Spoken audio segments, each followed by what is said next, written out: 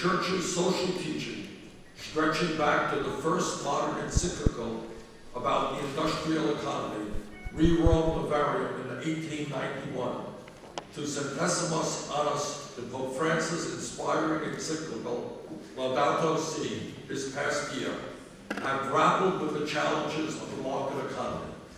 There are few places in modern thought that rival the depth and insight of the Church's moral teachings on the market economy. Over a century ago, Pope Leo XIII highlighted economic issues and challenges in Rerum Novarum that continue to haunt us today, such as what he called, and I quote, the enormous wealth of a few as opposed to the poverty of the many, end quote. And let us be clear, that situation is worse today. In the year 2016, the top 1% of the people on this planet, the wealthiest 1%, own more wealth than the bottom 99%, while the wealthiest 85 people own more than the bottom half. 3.5 billion people. At a time when so few have so much and so many have so little, we must reject the foundations of this contemporary economy as immoral and unsustainable. The words of Centesimus Annus likewise resonate with us today. One striking example, quote, furthermore, society and the state must ensure wage levels adequate for the maintenance of the worker and his family, including a certain amount for savings. This requires a continuous effort to improve workers' training and capability so that their work will be more skilled and productive, as well as careful controls and adequate legislative measures to block shameful forms of exploitation, especially to the disadvantage of the most vulnerable workers, of immigrants, and of those on the margins of society. The role of trade unions in negotiating minimum salaries and working conditions is decisive in this area. That's paragraph 15. Paragraph 43, the essential wisdom of Centesimus Annus is this: a market economy is beneficial for productivity and economic freedom. But if we let the quest for profits dominate society, if workers become disposable cogs of the financial system, if vast inequalities of power and wealth lead to marginalization of the poor and the powerless, then the common good is squandered and the market economy fails us. Pope John Paul II puts it this way: profit that is the result of illicit exploitation, speculation, or the breaking of solidarity among working people has not justification and represents an abuse in the sight of God and man. We are now 25 years after the fall of communist rule in Eastern Europe, yet we have got to acknowledge that Pope John Paul's warning about the excesses of untrampled finance were deeply prescient. 25 years after Centesimus Annus, speculation, illicit financial flows, environmental destruction, and the weakening of the rights of workers is far more severe today than it was a quarter century ago. Financial excesses, indeed widespread financial criminality on Wall Street, played a direct role in causing the world's worst financial crisis since the Great Depression. We need a political analysis as well as a moral and anthropological analysis to understand what has happened since 1991. We can say that with unregulated globalization, a world market economy built on speculative finance burst through the legal, political, and moral constraints that had once served to protect the common good in my country, home of the world's largest financial markets. Globalization was used as a pretext to deregulate the banks, ending decades of legal protections for working people and small businesses. Politicians joined hands with the leading bankers to allow the banks to become, quote unquote, too big to fail. The result, 8 years ago, the American economy and much of the world was plunged into the worst economic decline since the 1930s. Untold numbers of working people lost their jobs, their homes, and their life savings, and the government bailed out the banks. Inexplicably, the U.S. political system doubled down on this reckless financial deregulation, but our Supreme Court, in a series of deeply misguided decisions, unleashed an unprecedented flow of money into American politics. These decisions culminated in the infamous Citizens United case, which opened the financial spigots for huge campaign contributions by billionaires and large corporations to turn the United States political system to their narrow and greedy advantage. It has established a system in which billionaires today can buy elections. Rather than an economy aimed at the common good, we have been left with an economy operated for the top 1%, who get wealthier and wealthier as the working class, the young, and the poor fall further and further behind. And the billionaires and banks have reaped the returns of their campaign investments in the form of special tax privileges, imbalanced trade agreements that favor investors over workers, and that even give multinational companies extrajudicial power over governments that are trying to regulate them.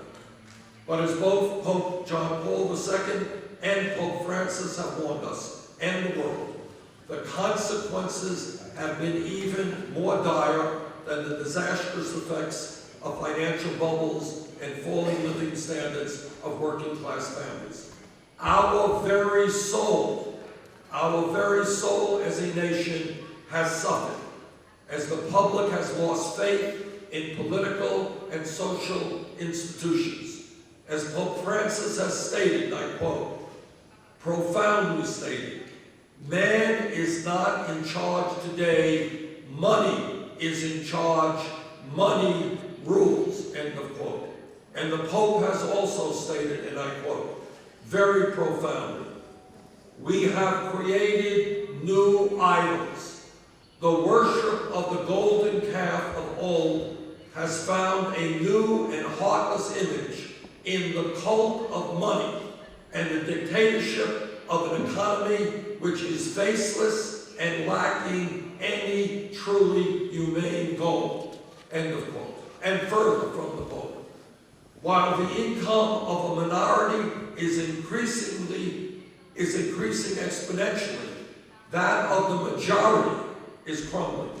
This imbalance results from ideologies which uphold the absolute autonomy of markets and financial speculation, and thus deny the right of control to states, which are themselves charged with providing for the common good, end of quote. Pope Francis has called on the world to say, and I quote, and how profound, how important this is, no to a financial system that rules rather than serves. And he called upon financial executives and political leaders to pursue financial reform that is informed by ethical considerations. He stated plainly and powerfully that the role of wealth and resources in a moral economy must be that of servants, not master. The widening gap between the rich and the poor, the desperation of the marginalized, the power of corporations over politics is not a phenomenon of the United States alone. The excesses of the unregulated global economy has caused even more damage in the developing countries. They suffer not only from the boom-bust cycles on Wall Street, but from a world economy that puts profits over pollution, oil companies over climate safety, and arms trade over peace. And as an increasing share of new wealth and income goes to a small fraction of those at the top, fixing this gross inequality has become a central challenge. The issue of wealth and income inequality is the great economic issue of our time. It is the great political issue of our time. It is the great moral issue of our time. It is an issue that we must confront in the United States and across the world. Pope Francis has given the most powerful name to the predicament of modern society. He calls it the globalization of indifference. Quote, almost without being aware of it, he noted, we end up being incapable of feeling compassion at the outcry of the poor, weeping for other people's pain, and feeling the need to help them, as though all of this were someone else's responsibility and not our own, end quote. We have seen on Wall Street that financial fraud became not only the norm in many ways, but the new business model, business as usual. Top bankers, major executives of Wall Street firms have shown no shame at all for their bad behavior, for their illegal behavior. They have made no apologies to the public. The billions and billions of dollars of fine they are paid for financial fraud are just another cost of doing business, another shortcut to unjust profits. Some might feel that it is hopeless to fight the economic juggernaut, that once the market economy escaped the boundaries of morality, it would be impossible to bring the economy back under the dictates of morality and the common good. I am told time and time again by the wealthy and the powerful and the mainstream media that so often represents their interests that we should be practical, that we should accept the status quo, that a truly moral economy is beyond our reach. Yet Pope Francis himself is surely the world's greatest demonstration against such a surrender to despair and cynicism. He has opened the eyes of the world once again to the claims of mercy, justice, and the possibilities of a better world. He is inspiring the world to find a new global consensus for our common home. I see that hope every day and that sense of possibility among America's young people, which gives me an enormous sense of optimism. Our youth are no longer satisfied with corrupt and broken politics and an economy of stark inequality and injustice.